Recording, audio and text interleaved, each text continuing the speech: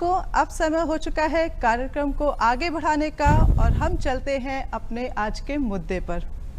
हमारा आज का मुद्दा है राष्ट्रीय शिक्षा नीति 2019।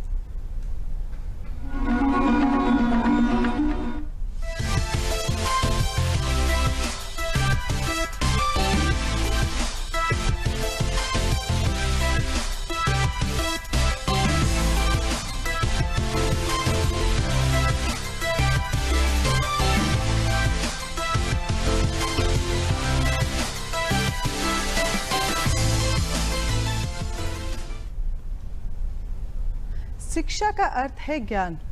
शिक्षा न केवल हमें एक संपूर्ण मानव बल्कि एक सभ्य समाज के निर्माण और मानवता का अर्थ बतलाने में बहुत अहम भूमिका निभाती है। शिक्षा से ही हमारे देश के बच्चे और युवा वर्ग अपने भविष्य को संवारता है। सभी विकसित देश शिक्षा को ही अपना राष्ट्रीय लक्ष्य बनाए हैं। हमारा भारत भी शिक्षा को अपना राष्ट्रीय लक्ष्य मानता है। दुनिया के बाकी देशों से शिक्षा के क्षेत्र में भारत को आगे लाने के लिए हमारी सरकार निरंतर नित नए प्रयास करती रहती है। इसी क्रम में डॉक्टर के कस्तूरीनंदन जी की अध्यक्षता में राष्ट्रीय शिक्षा नीति 2019 को लागू करने के लिए एक समिति का गठन हुआ। आज हम चर्चा करेंगे राष्ट्रीय शिक्षा नीति 2019 के प्रारूप की। हमारे साथ स्टूडियो में मौजूद हैं शिक्षा एवं अनुसंधान विभाग के अध्यक्ष संदीप यादव जी। नमस्कार, स्वागत है सर आपका हमारे इस शो में। साथ ही साथ उनके साथ मौजूद हैं शिक्षा एवं अनुसंधान विभाग के सचिव आदेश कुमार जी। स्वागत है सर आपका हमारे शो में। और उनके साथ मौजूद हैं शिक्षा एवं अनुसंधान विभाग के मंडल निदेशक प्रभांशु कुमार जी। स्वागत है सर आपका हमारे शो में। सर, जो राष्ट्रीय शिक्षा नीति है 2019, इसके बारे में आज हम चर्चा करेंगे, इसके प्रारूप की। दर्शकों, ये हमारा लाइव प्रोग्राम है। हमारे साथ आज स्टूडियो में शिक्षा एवं अनुसंधान विभाग के अध्यक्ष, सचिव और मंडल निदेशक मौजूद हैं। सर, राष्ट्रीय शिक्षा नीति 2019 को लाने का क्या उद्देश्य है? सर्वप्रथम दूरदर्शन व आपका मैं आभार व्यक्त करता हूँ। Thank you so much. हमारे विभाग की तरफ से जो आपने हमें ये मौका दिया है जिस पर हम अपने विचार व्यक्त कर सकें जी। जहाँ तक हम इस नेशनल एजुकेशन पॉलिसी 2019 की बात करते हैं जी, तो सर्वप्रथम मैं बताना चाहूँगा कि ये बहुत विद्वान लोग और अति विशेषज्ञ लोगों द्वारा तैयार की गई नीति है जिस पर कई वर्षों से उन्होंने कार्य किया है जी, और वह अपने अपने कार्यों में सब निपुण हैं जी, है ना। इसके अलावा मैं यही कह पाऊँगा आपसे और कि मैं जो भी कुछ कहूँगा ये मेरे अपने विचार हैं जो कि किसी अन्य बात पर या किसी और उस पर लागू नहीं होते हैं। शिक्षा नीति की हम बात करते हैं। शिक्षा नीति, हम बदलाव के दौर में हैं।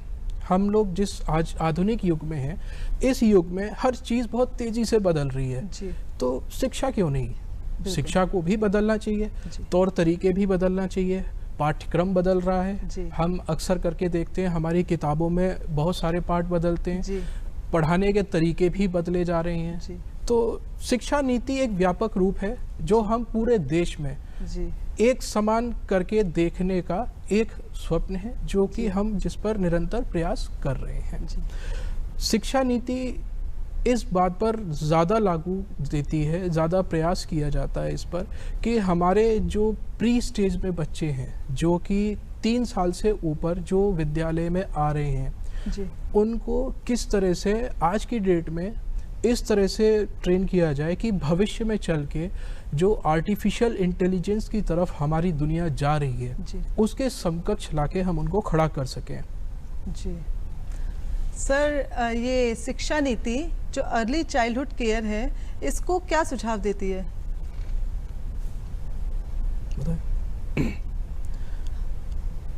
देखिए, शिक्षा नीति सुझाव, मैं आपसे जैसे बोला कि ये सब एक ड्राफ्ट है जो अभी भी हम लोग इस पर काम कर रहे हैं, जिस पर विचार विमर्श के लिए कई सारे सजेशंस मांगे गए हैं। तो ये ज़रूरी नहीं होता है कि जो भी कुछ ड्राफ्ट में है वो सभी चीज़ लागू की जाए। शिक्षा नीति में क्या है कि कई आयाम हैं बच्चा छोटे से लेकर प्री स्कूलिंग जिसको हम कहते हैं, छोटे से लेकर हायर एजुकेशन तक, अब हम पूरे संपूर्ण शिक्षा की बात करते हैं।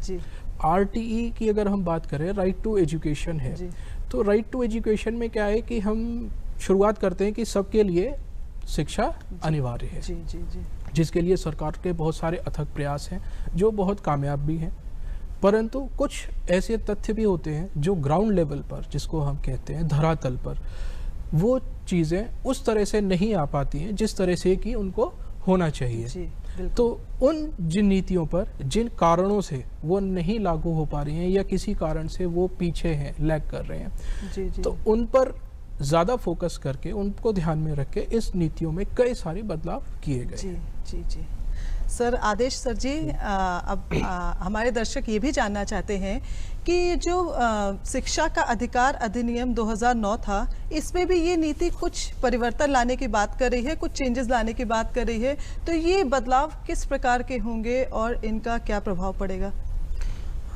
जैसे कि अभी ये फार्मूला लागू किया है जी, 5+3+3+4 जी, ये इसीलिए फार्मूला लाया गया है कि जिससे कि बच्चों का अच्छे से विकास हो सके और इसे पर्टिकुलरली और हर विद्यार्थी तक पहुंच सके जी।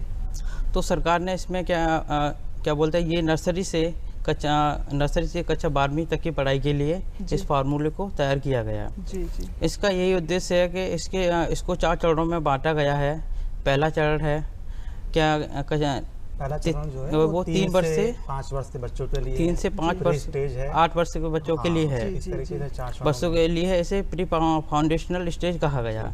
दूसरा चरण है और इसे कक्षा 3 से कक्षा 5 तक और 8 से 11 वर्ष की आयु बच्चों के लिए है। इसे प्री प्राइमरी स्टेज कहा गया है जी। और जो तीसरा चरण है हमारा, वो है कक्षा 6 से कक्षा 8 तक के लिए।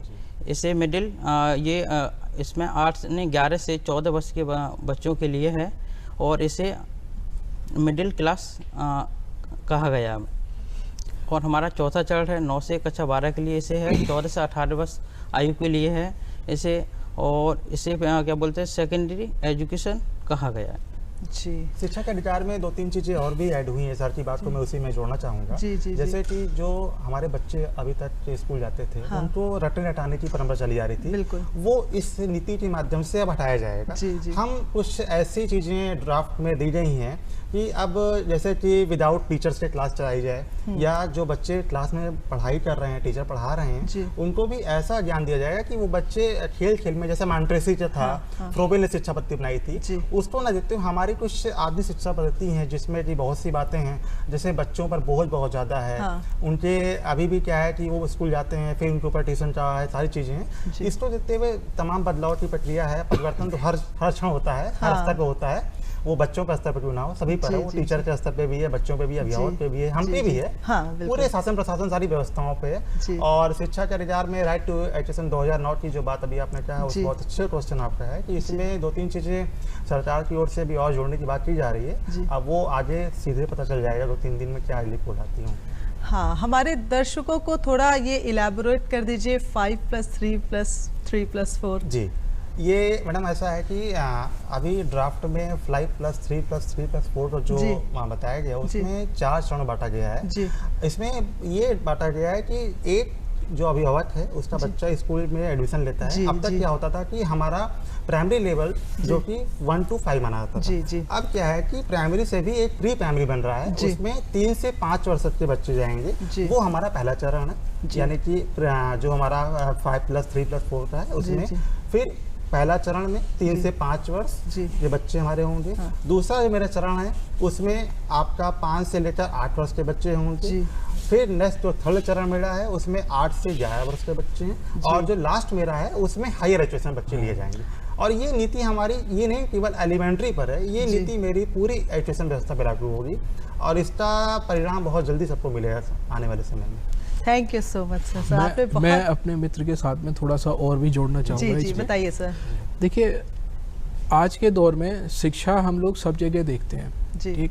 अब शिक्षा में आयाम जो है सबसे ज़्यादा समझने वाली बात क्या है, एक है ग्रामीण है ना, जिसको हम रूरल कहते हैं, एक होता है शहरी जिसको हम अर्बन कहते हैं।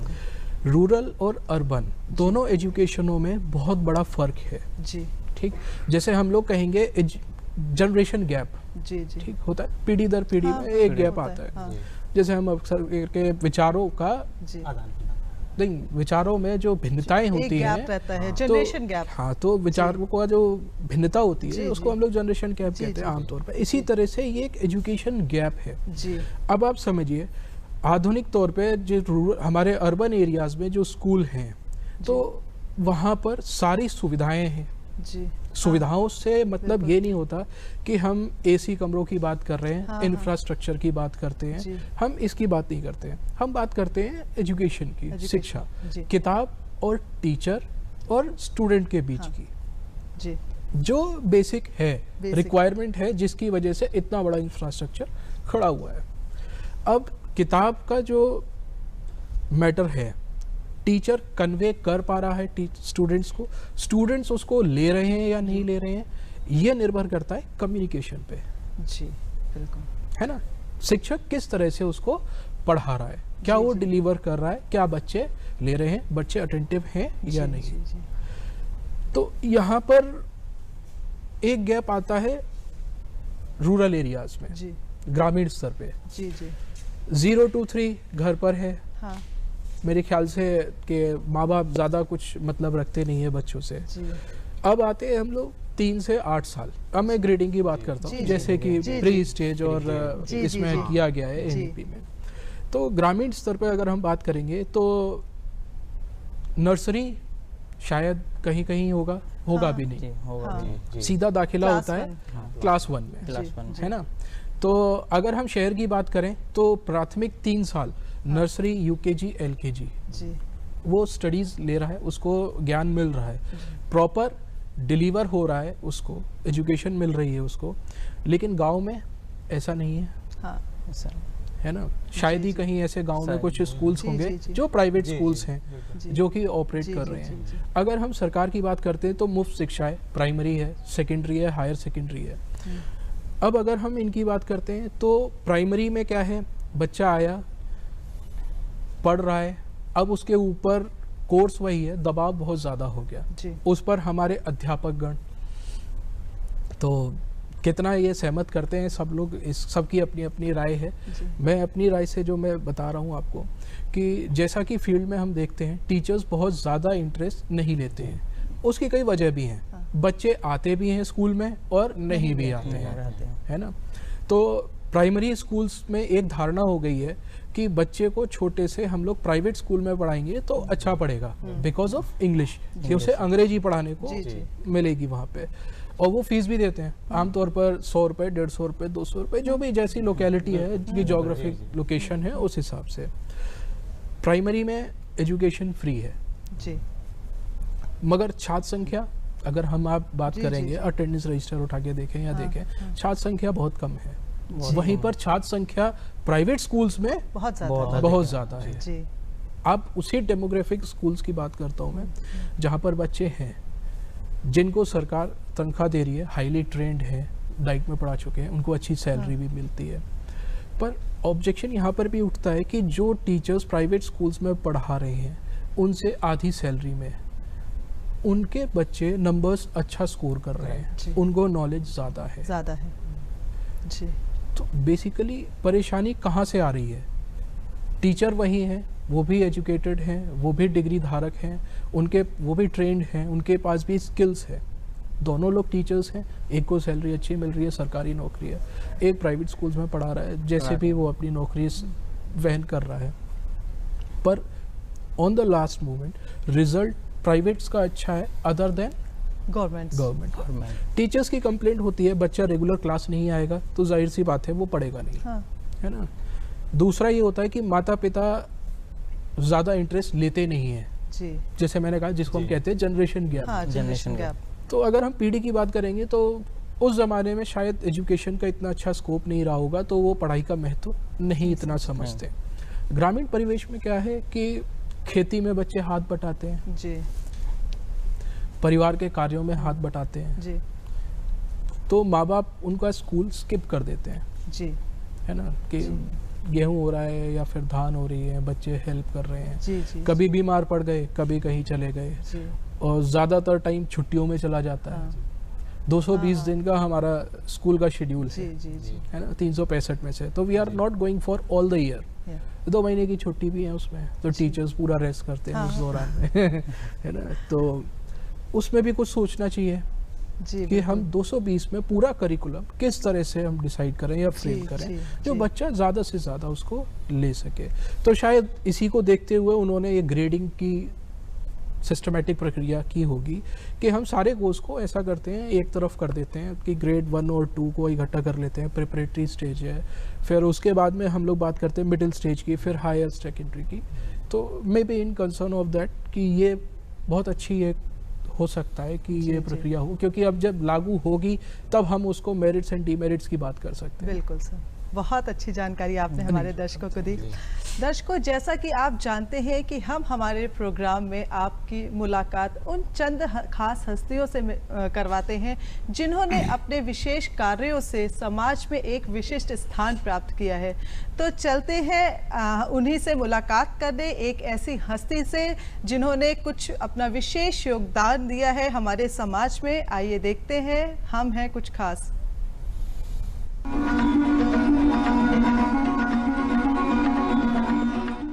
हमेशा आपको एक ऐसी शख्सियत से मिलाते हैं जिन्होंने अपने जीवन में और लोगों से हटकर कुछ अहम किया हो। कहते हैं ना, प्यारे बच्चों पढ़ो तुम, दूर करो मन का अंधियारा, तभी तुम ला पाओगे जग में उजियारा।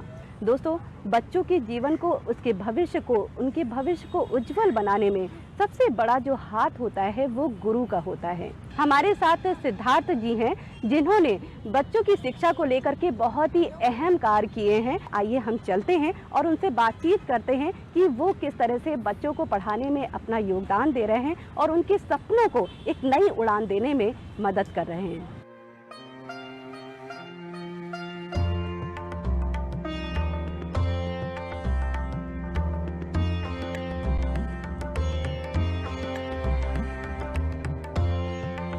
Poet named Malik Mohammad Jaisi were surprised long ago lived in India to understood the meaning of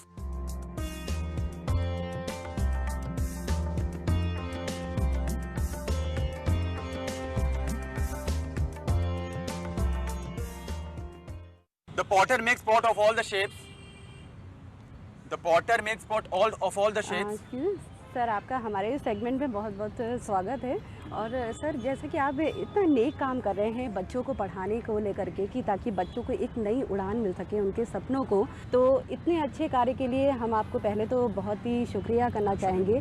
और सर, सबसे पहले तो आप अपने बारे में कुछ बताइए कि आप क्या कर रहे हैं बच्चों को पढ़ाने के अलावा। पहली बात तो शुक्रिया आपको, मतलब कि मेरी क्लास में आने का। और मेरा नाम सिद्धार्थ है और मैं ये काम 5 साल से कर रहा हूँ। और इन बच्चों को पढ़ाते पढ़ाते साथ में रात में जॉब भी करता हूँ IT कंपनी में। तो दिन में 2 बजे से शाम को 6:30 तक ये पढ़ाता हूँ और उसके बाद में नाइट शिफ्ट जॉब स्टार्ट होती है। तो जैसे कि आप बहुत सारे कॉम्पिटिशन्स की तैयारी कर रहे हैं, तो उन कॉम्पिटिशन्स में जब आपका हो जाएगा उसके बाद भी आप इस नेक कार्य को करते रहेंगे, बढ़ाते रहेंगे? एक्चुअली मैं कॉम्पिटिशन तैयारी कर भी रहा हूँ, कुछ कॉम्पिटिशन मेरे क्लियर हो भी गए हैं। तो उसकी ज्वाइनिंग अभी आई नहीं है, तो उसकी ज्वाइनिंग में भी हो सकता है 5 से 6 मंथ में आए। और इन बच्चों को कहीं लॉस नहीं होगा क्योंकि इन बच्चों को मैंने एडमिशन करा रखा है। तो बच्चे अपने स्कूल में पढ़ते भी रहेंगे और मैं कहीं भी रहूँगा तो वहाँ से इनका देखभाल चलती रहेगी। जैसा कि सिद्धार्थ जी आपने कहा कि इन बच्चों का आपने एडमिशन करा दिया है, एडमिशन के साथ साथ ये यहाँ भी पढ़ रहे हैं, लेकिन इसके अलावा जब जैसे कि एडमिशन की स्कूल की बात होती है तो कुछ ऐसे भी बच्चे होंगे जो अपनी फ़ीस नहीं भर पा रहे होंगे, तो आप उनकी भी किसी तरह से हेल्प करते हैं क्या? जी बिल्कुल। एक्चुअली क्या है कि इन बच्चों का एडमिशन मैंने ही कराया हुआ है, तो इन बच्चों की फ़ीस मैं ही पे करता हूँ और इनके पेरेंट टीचर मीटिंग में भी मैं ही जाता हूँ। तो स्कूल से लेकर ट्यूशन तक सारी देखभाल मैं ही करता हूँ इनकी। बहुत ही अच्छी बात है ये कि मतलब एक गार्जियन की तरह आप इन बच्चों को इनकी अच्छे से आप सेवा कर रहे हैं जैसे कि माता पिता करते हैं, और ये बहुत ही अच्छा कार्य है, बहुत ही कल्याण का कार्य है। मुझे लगता है कि हर एक जो इंसान है उसको चाहिए कि अगर उसमें ये थोड़ा सा भी पढ़ाने का टैलेंट है तो वो बच्चों को ज़रूर शिक्षित करें, क्योंकि जब हम शिक्षा के महत्व को समझेंगे, अपनी इस विद्या को दूसरों को देंगे तो वो उतनी ही ज़्यादा बढ़ेगी। फिलहाल तो जैसे कि आपने जैसा बताया कि आप पेशे से इंजीनियर हैं, आपके पास इतना समय नहीं मिल पाता होगा, फिर भी आप कैसे समय निकाल करके इन बच्चों को अच्छे से पढ़ा पा रहे हैं? एक्चुअली क्या है कि जैसे ये बच्चे जब बेचते हैं शाम को और स्कूल से आते हैं, घर का सारा काम भी यही करते हैं और ऊपर से मतलब शाम को बेचते हैं, रात 10:30 तक घर वालों का भी अपना ख्याल रखते हैं। जब ये टाइम निकाल सकते हैं पढ़ने के लिए तो हम क्यों निकाल सकते हैं इनको पढ़ाने के लिए? तो जैसे कि मैंने बताया कि बच्चे स्लम एरिया के हैं, तो इनके घर की जो आर्थिक स्थिति है काफ़ी थोड़ी अच्छी नहीं है। किसी के पापा लेबर हैं, किसी के पापा मतलब कि प्रेस करते हैं, तो ये बच्चे शाम को उनके लिए बेचते हैं। तो एक्चुअली ऐसा नहीं है कि टाइम है नहीं या टाइम निकाला नहीं जा सकता। टाइम निकालने पर एक प्रायोरिटी नाम की एक चीज़ होती है कि अगर मुझे इन बच्चों को पढ़ाना है या फिर किसी को शिक्षित करना है तो मेरे पास समय निकालना ही होगा। शिक्षा जैसे अहम कार्य को आप किस तरह से कर रहे हैं, इसके बारे में कुछ बताइए। लगभग इस कार्य को 5 साल हो गए हैं। तो जब मैं ग्रेजुएशन में था तो मैं एक जगह बैठा था, वो शानू बबल बलून बेच रहा था। तो 3 दिन से मेरी उससे मुलाकात हुई थी और तीसरे दिन उसने मुझसे कहा कि भैया मेरा बलून ले लीजिए। तो उसको मैंने ऐसे डांट दिया जैसे लोग डांटते हैं। तो डांटने के बाद मैंने उससे पूछा कि पढ़ाई वढ़ाई कहीं करते हो कि नहीं करते हो? तो उसने कहा कि हाँ मुझे पढ़ने का बहुत शौक़ है, आप मुझे पढ़ा दीजिए। तो उस दिन से आज तक उसने मेरा साथ छोड़ा ना मैंने उसका साथ छोड़ा। उसके बाद उसके साथ काफ़ी उसके दोस्त आए, होते होते आज मेरे पास 40 बच्चे हो गए। और उनमें अगर खर्च देखा जाए तो ऐसा कुछ खर्च आता नहीं है। हाँ, जो खर्च होता है मैम उनका वो सिर्फ स्टेशनरी का और पढ़ाने का इनका खर्च होता है जी। क्योंकि मैं कोई खाना और कपड़े प्रोवाइड नहीं करता जैसे सारे एनजीओस करते हैं, और मेरा कोई एनजीओ नहीं है। पहली बात तो ये, क्योंकि मेरा मानना ये है कि खाना देने से बेहतर ये है कि उनको इस काबिल बना दो कि वो अपना खाना खुद खरीद सकें। तो ये सिद्धार्थ जी, जो आप अपनी पाठशाला में अपने बच्चों को इतनी अच्छी शिक्षा दे रहे हैं और वाकई ये एक हौसला उनके अंदर ला रहे हैं कि बेटा अगर तुम आगे बढ़ोगे तो जीवन में शायद सब कुछ नहीं बल्कि सब कुछ पा सकते हो। ये बहुत ही अच्छी सोच है। तो सबसे पहले तो आपको आपकी इस सोच के लिए मैं धन्यवाद देना चाहूँगी कि आप हमारे इस सेगमेंट में आए और इतनी अच्छी बात बताई बच्चों की शिक्षा को लेकर के।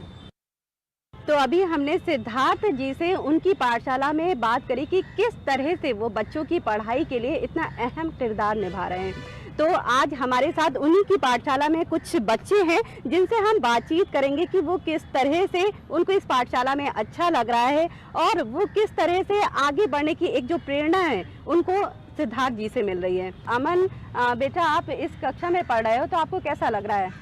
दीदी बहुत अच्छा लगता है और यहाँ पे इतने सारे बच्चे हैं, सब अलग अलग हैं और पढ़ाई सब एक साथ ही करते हैं, सब एक ही चीज़ें पढ़ते हैं। ओके, तो आगे आपने कुछ सोचा है कि आप क्या बनना चाहते हो, क्या करना चाहते हो? यस दीदी, हमें बड़े होकर इंडियन आर्मी बनना है। इंडियन आर्मी में जाना है, ये तो बहुत ही अच्छी बात है। जैसे कि मैथ्स की जब बात होती है तो मैथ्स को लेकर के बहुत से बच्चे घबराते हैं, लेकिन यहाँ पर अगर देखा जाए बहुत से बच्चे जो यहाँ पर हैं, जैसे अभी हमारी बात हुई, इनसे बात हुई है, सागर जी से बात हो रही है, इनको भी मैथ्स बहुत अच्छी लगती है।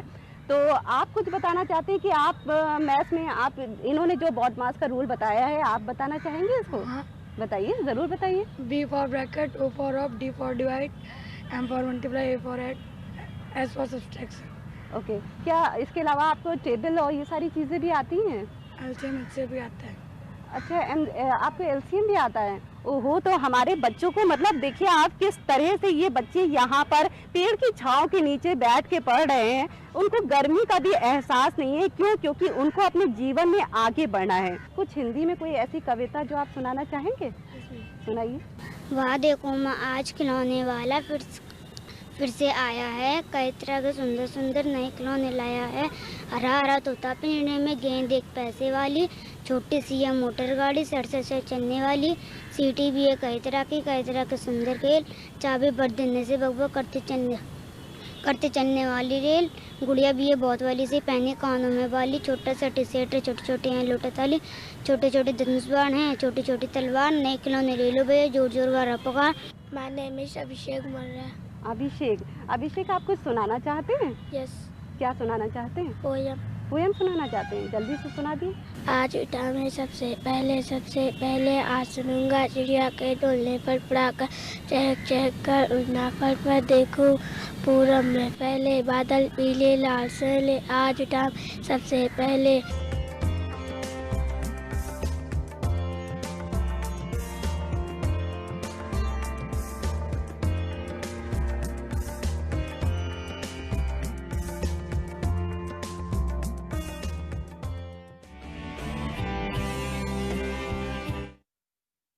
साहब मूंगफली की फसल में दीमक लग गई है, क्या उपाय करें साहब? साहब ये समस्या तो हमारे साथ भी है। किसान भाइयों, दीमक सूखे की स्थिति में मूंगफली की जड़ों और फलियों को काटती है, पौधे सूख जाते हैं, फली के अंदर गिरी के स्थान पर मिट्टी भर देती है।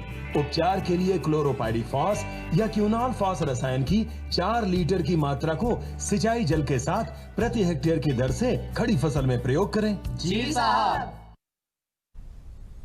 तो ये था हमारा सेगमेंट हम हैं कुछ खास। अब हम स्टूडियो में मौजूद एक्सपर्ट से चर्चा जारी रखेंगे राष्ट्रीय शिक्षा नीति 2019 के प्रारूप की बात की जा रही है। तो ये चेंजेस कैसे होंगे और इनका स्कूल के बच्चों के ऊपर क्या प्रभाव पड़ेगा? ज़्यादा लोड पड़ेगा या उनको थोड़ा इजी फील होगा कुछ लर्न करने में, कुछ लिखने में? इसके बारे में कुछ बताइए, क्या बदलाव किए गए हैं? अभी हाल ही में नई शिक्षा नीति में कुछ इस तरीके के बदलाव किए गए हैं, जैसे एनसीईआरटी ने किया। पहले क्या होता था कि एनसीईआरटी का जो पैटर्न ओनली सीबीएसई बोर्ड पर लागू होता था, अब क्या कहते हैं हर एससीईआरटी पर भी लागू कर दिया गया है। इससे है कि बच्चों के जो पाठ्यक्रम में समझने की क्षमता, जैसे कुछ बच्चे अदर स्टेट के होते थे, जैसे मान कुछ बच्चे दिल्ली के हैं, कुछ बच्चे उत्तर प्रदेश के हैं, तो उसमें हमेशा एक प्रॉब्लम रहती थी, जो बच्चों का करिकुलम रहता था उन्हें समझने में प्रॉब्लम आती थी। अब वो वहाँ पे उन्होंने यूपी बोर्ड पढ़ा, यहाँ पे सीबीएसई बोर्ड पढ़ा है। तो अभी हाल ही में नई शिक्षा नीति में ये एक बहुत अच्छा बदलाव किया गया है कि हर स्टेट में एक ही लागू पैटर्न होगा, वो होगा एनसीईआरटी का, जिससे कि हमें समझने में और अपने पैटर्न को समझने में बहुत आसानी होगी।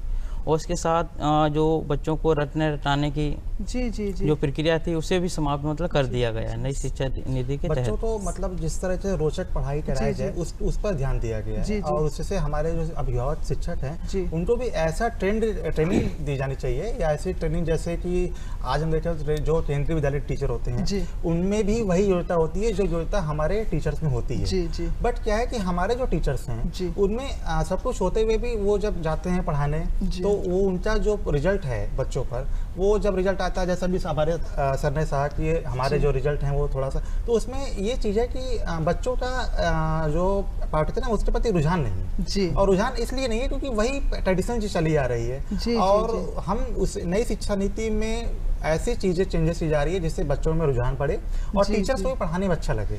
इसलिए हमारे कुछ प्रशिक्षण होने चाहिए। और हम चाहते भी हैं कि हमारी नई शिक्षा नीति लागू होने के बाद कुछ संस्थान भी गठन किए जाएं जिसकी वजह से हमारे भारत का भविष्य और उज्जवल हो सके। और सारा पैटर्न एक ही है, एनसीईआरटी, मतलब अब कोर्स अलग अलग नहीं है। और इससे बहुत बड़ी समानता आने वाली है। बिल्कुल। यूपी के बच्चे हैं या दिल्ली के हरियाणा कहीं के भी हैं, वो कहीं भी जाते हैं तो उनको पढ़ने में दिक्कत नहीं होगी, जो कि बहुत अच्छी बात है। जैसा अभी हमारे आदेश ने बताया कि बहुत सकारात्मक कदम है और रियली बहुत पॉजिटिव है सर। कुछ जॉब ट्रांसफरेबल होती हैं, ठीक है, तो जिनका ट्रांसफर बाहर कहीं हो गया है तो फिर उनके बच्चों का सिलेबस पूरी तरह डिफरेंट हो जाता है। अभी इसमें क्या है कि सारा सिलेबस एक है तो उनको पढ़ने में कोई भी प्रॉब्लम नहीं होगी। 2019 से ये चीज शुरू हो गई है आप एनसीईआरटी के पाठ्यक्रम की। और अभी ड्राफ्ट जैसे ही नए रूप में आएगा तो हम लोग को बहुत सी चीजें और मिलने वाली है। जैसे हम बात करें तो अभी कुछ ऐसे नई चीज जोड़ने जा रहे हैं जिसमें हमारे पाठ्यक्रम में जो टीचर्स हैं उनको भी बहुत सी चीजें नहीं पता है, तो वो अब जब वो नई चीज देखेंगे तो उनको भी अच्छा लगेगा और हमारे विभाग को भी अच्छा लगेगा। और हम लोग भी उस क्षेत्र में और भी रिसर्च कर रहे हैं, जल्द ही सामने परिणाम होगा। जैसा आपने बताया कि शिक्षकों के लिए प्रशिक्षण जरूरी है, तो शिक्षक वैसे भी किसी भी शिक्षा प्रणाली के प्रमुख बिंदु होते हैं, तो उनमें क्या बदलाव लाने चाहिए, उनको किस तरह का प्रशिक्षण दिया जाना चाहिए इस शिक्षा नीति के द्वारा? इसमें मैडम मैं ये कहना चाहता हूँ कि अभी तो फिलहाल जैसा कि 2011 से जो शिक्षक पात्रता परीक्षा उत्तर प्रदेश सरकार ने लागू किया है, इससे बहुत ही पॉजिटिव फीडबैक आया कि पहले क्या होता था कि मेरिट पे चयन होता था। अब क्या है कि 2011 के बाद से जब टीईटी परीक्षा उत्तर प्रदेश लागू हुई तो इससे हमारे जो टीचर्स हैं वो बीएड बीटीसी करने के बाद टीईटी परीक्षा पास करते हैं, फिर वो उनका चयन होता है। और अभी 2 साल पहले से वर्तमान सरकार ने टीईटी के बाद सुपर टीईटी लागू कर दिया है। एक तो सकारात्मक कदम ये है पहली चीज।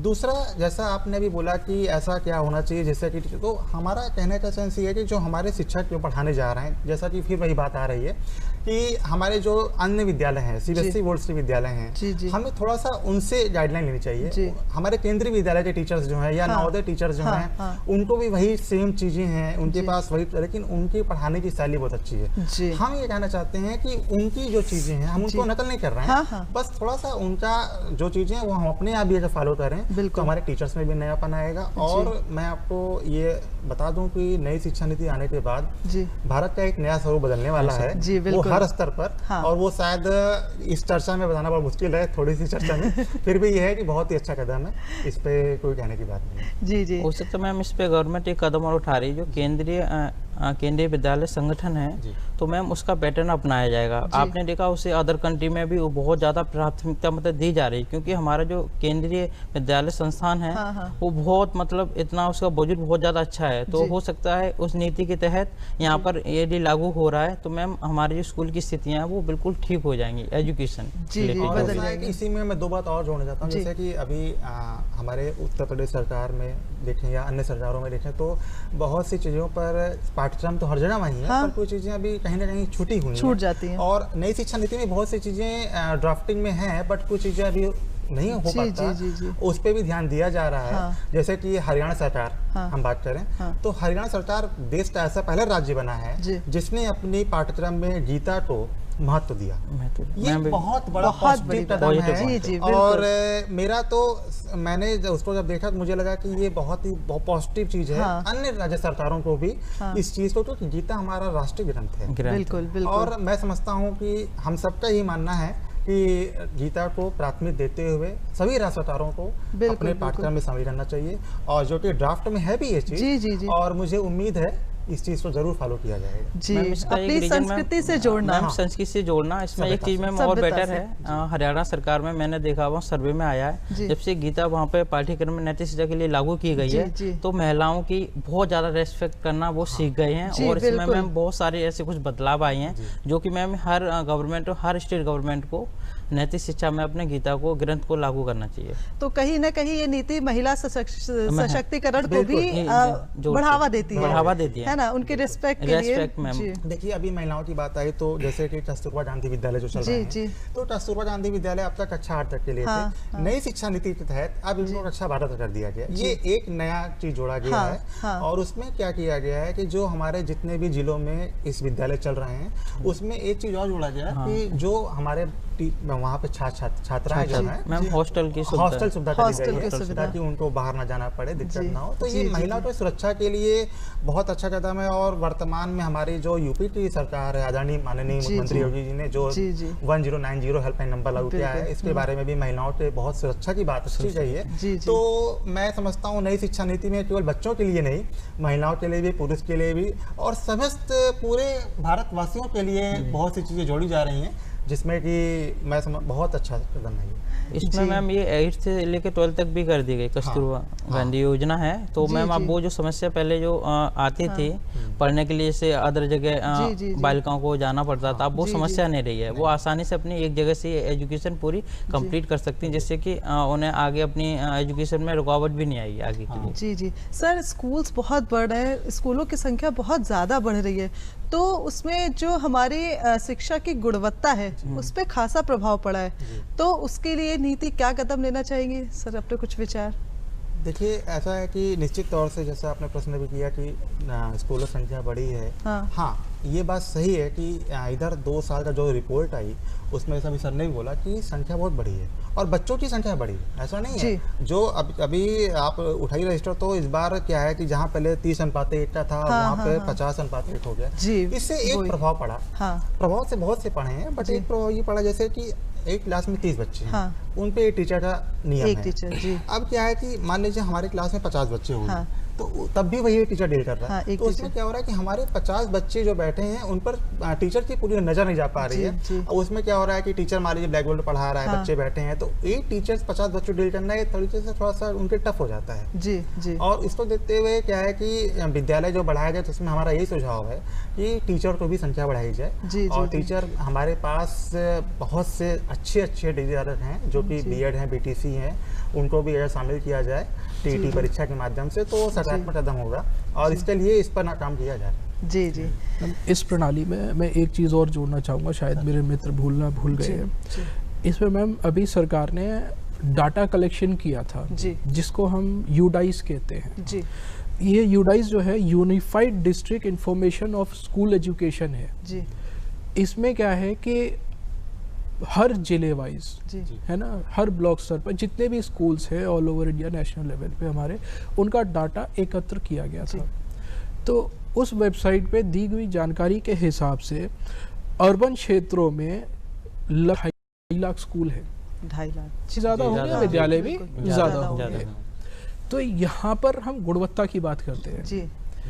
रूरल एरियाज में और अर्बन एरियाज में गुणवत्ता में यही एक बहुत बड़ा डिफरेंस है जी जी, है ना।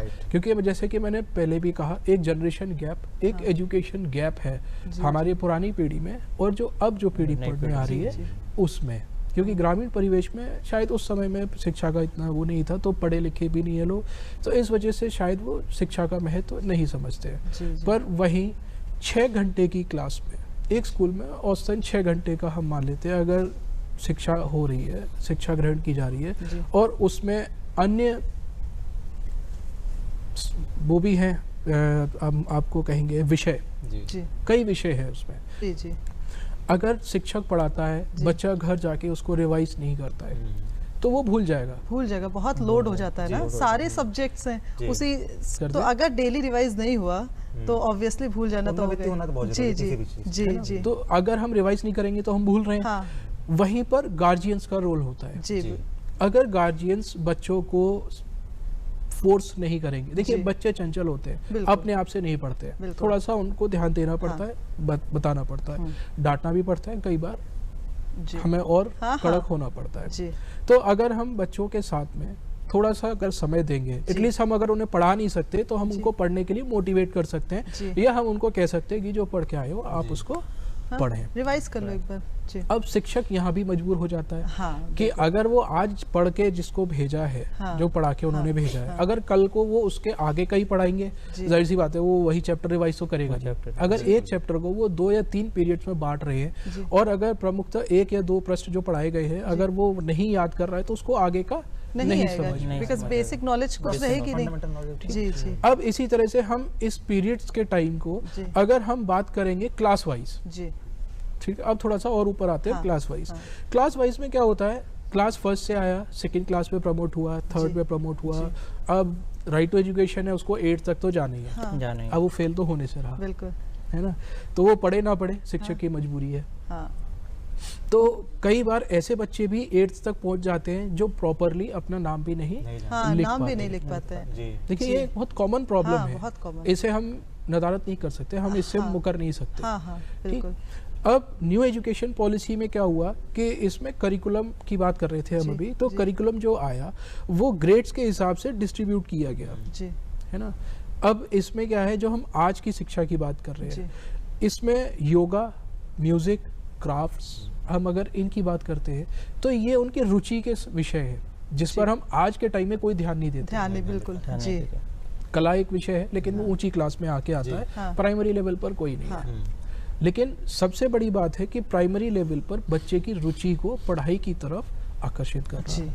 अगर हम उसे बोझ में दबा देते हैं तो वो उससे बचने की कोशिश करता रहता है ना, जिसका हमें मूल रूप से परिणाम 8th के बाद देखने को मिलता है। जी जी बिल्कुल। और सर ये जो 3 लैंग्वेज फार्मूला आ रहा है, ये किस आधार पे, इस पे इतना विवाद क्यों हुआ? अच्छा मैम जी, ये जो 3 भाषी फार्मूला है ये नई शिक्षा नीति में तो विषय में है, लेकिन इसके पहले भी इस पर चर्चा हो चुकी है। बट क्या हुआ कि जैसा भी आपने बोला कि इतना ये इस पर फोकस क्यों है, तो वर्तमान में क्या हुआ कि हमारी सरकार ने जब 3 समझ लाया तो इसमें हमारे जो दक्षिण भारत के राज्य जी वो वहाँ पर इसका थोड़ा सा विरोध हुआ, जैसे तमिलनाडु है और भी राज्यों में, तेलंगाना में, वहाँ पे ये हुआ कि वहाँ की सरकारों ने ये कहा कि 3 भाषा में क्या है कि हमारी सबसे पहली तो स्थानीय भाषा हो गई, क्षेत्रीय भाषा हो गई, फिर अंग्रेजी और तीसरे हिंदी। उसमें क्या हुआ कि हमारे जो अन्य राज्य सरकारों ने इसका वेलकम किया, सभी ने किया। दक्षिण भारत राज्यों में ये कहा गया कि वहाँ के लोग कि हम जो है अपनी भाषा जो उनकी तमिल है या कन्नड़ जो भी है और अंग्रेजी 2 को अपनाएंगे, हिंदी को हम नहीं अपना सकते। वहाँ के लोगों ने इसका बहुत विरोध किया, जो कि विरोध मीडिया पे समझ में आया, आप लोग सबसे बात जानते हैं। उसके बाद अभी जो चर्चा चल रही है कि वहाँ के लोगों में इस बात को लेकर जागरूकता भी है कि हिंदी भाषा जो है, जो कि एक राष्ट्रीय भाषा हमारी है, हमारी राष्ट्रीय भाषा को कहीं ना कहीं प्रश्नचिन्ह लग रहा है कि राष्ट्र की भाषा होते हुए भी विभिन्न राज्यों में उसका विरोध हो रहा है। तो त्रिभाषी फार्मूला में हमारे डॉक्टर अध्यक्ष जो है, इन्होंने इस पे ड्राफ्ट में लिखा भी है और भी सौंपा है कि त्रिभाषी फार्मूला को कहीं ना कहीं उसमें जो हिंदी भाषा तो है वो हमारे जो अन्य राज्य हैं वहाँ तो लागू होंगे ही। और दक्षिण भारत के लिए बात चल रही है, वहाँ की सरकारों से बात चल रही है और वहाँ के गवर्नमेंट ने कहा भी है कि हम इस पर विचार करेंगे। और वहाँ ऐसा नहीं है कि वहाँ भी इंडियंस जो हमारे यूपी के लोग वहाँ पर हैं वो उसका वेलकम कर रहे हैं, उनको तो हिंदी पढ़ना अच्छा लगता है। भाई सबको तो तमिल आती नहीं है और सबको अंग्रेजी तो निश्चित तौर से वो हिंदी के लिए वेलकम कर रहे हैं। तो इसी थोड़ा सा इसी पर विवाद है, बट इसका भी बहुत पॉजिटिव रिजल्ट आने वाला है। और त्रिभाषी फार्मूला लेकर नई शिक्षा नीति में जो बात है वो मैंने बताई दिया, स्थानीय भाषा और अंग्रेजी भाषा। मैम स्टेट गवर्नमेंट का इस बात पे ये भी कहना है कि हमारे बच्चों पे ज़्यादा बोझ बढ़ेगा। 3 लैंग्वेज होंगी तो हमारे लिए ज़्यादा समस्या मतलब क्रिएट होंगे। ये भी एक समस्या बहुत बड़ी है वहाँ पर। मैम इसका सॉल्यूशन निकलेगा, बहुत जल्द से जल्द निकलेगा। हाँ बिल्कुल, हर समस्या का समाधान होता है। त्रिभाषी की बात थोड़ा सा मैं आपको और रोकना चाहूँगा। त्रिभाषी को अगर हम राजनीतिकरण ना करें, ठीक, अगर हम शिक्षक के तौर पे या शिक्षा से जुड़े हैं तो अगर हम उस तौर पे देखें तो एक भाषा ऐसी होनी चाहिए जो हम पूरे अपने राष्ट्र में कहीं पर भी जाएं तो हम उसको आसानी से समझ सकें, वहाँ के लोगों से कम्युनिकेशन हम स्थापित कर सकें। देखिए आप अगर आज पढ़ते हैं, आज पढ़ रहे हैं, आपकी जॉब अगर लगती है किसी अन्य राज्य में जाके, वहाँ की लोकल लैंग्वेज अलग है, क्योंकि लोकल लैंग्वेज में हम अक्सर करके बात करते हैं। हम लोग कभी थोरोली इंग्लिश में बात नहीं करने वाले, थोरोली कभी हम हिंदी में बात नहीं करने वाले। अगर हम दक्षिण देशों में जाते हैं तो वहाँ पर जैसे कि तेलुगु है, मलयालम है, तमिल है, ये सब बोली जाती है। अब अगर हिंदी भाषा का ज्ञान उन्हें नहीं है और हिंदी भाषी अगर कहीं भी उधर जाता है तो थोड़ा सा कम्युनिकेशन में एक प्रॉब्लम आती है। अब जब हम शिक्षा नीति की बात करते हैं तो शिक्षा नीति में ये कहा गया था कि 6 साल तक के बच्चों को, जो कि बहुत जल्दी सब चीज़ें अडेप्ट करते हैं, सीखते हैं, तो एक भाषा सिखाना कोई बड़ी बात नहीं है। आप अमूमन तौर पे कम से कम आपस में बात करने की, अपनी बातों को व्यक्त करने की या किसी को समझाने की आप में सक्षमता होनी चाहिए। अगर हम इस दृष्टिकोण से देखें तो त्रिभाषी कोई गलत भी नहीं थी ऐसी। लोकल लैंग्वेज में हम बात कर सकते हैं, हम आमतौर पे हिंदी में ही बात कर रहे हैं। अगर हम पॉजिटिविटी देखिए, नजरिया हम किस नजर से देखते हैं, सब हमारा नजरिया है। जी दर्शकों, जैसा कि आप सभी जानते हैं कि आपको हम अपने इस कार्यक्रम में आपका फेवरेट सेगमेंट ब्यूटी टिप्स लेकर आते हैं, तो चलिए बढ़ते हैं ब्यूटी टिप्स की ओर।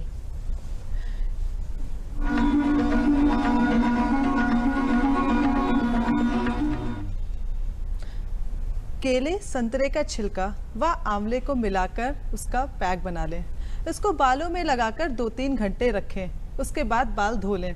माह में 2-3 बार ऐसा करने से आपके बाल चमकदार और मजबूत हो जाएंगे और आपके बाल टूटेंगे भी नहीं। तो ये थी हमारी आज की ब्यूटी टिप। हमारा राष्ट्रीय शिक्षा नीति 2019 का जो मुद्दा है, इस पे बातचीत होती रहेगी, लेकिन उससे पहले हम लेते हैं एक छोटा सा ब्रेक। साहब, मूंगफली की फसल में दीमक लग गई है, क्या उपाय करें साहब? साहब, ये समस्या तो हमारे साथ भी है। किसान भाइयों, दीमक सूखे की स्थिति में मूंगफली की जड़ों और फलियों को काटती है। पौधे सूख जाते हैं, फली के अंदर गिरी के स्थान पर मिट्टी भर देती है। उपचार के लिए क्लोरोपाइरीफॉस या क्यूनालफॉस रसायन की 4 लीटर की मात्रा को सिंचाई जल के साथ प्रति हेक्टेयर की दर से खड़ी फसल में प्रयोग करें। जी साहब।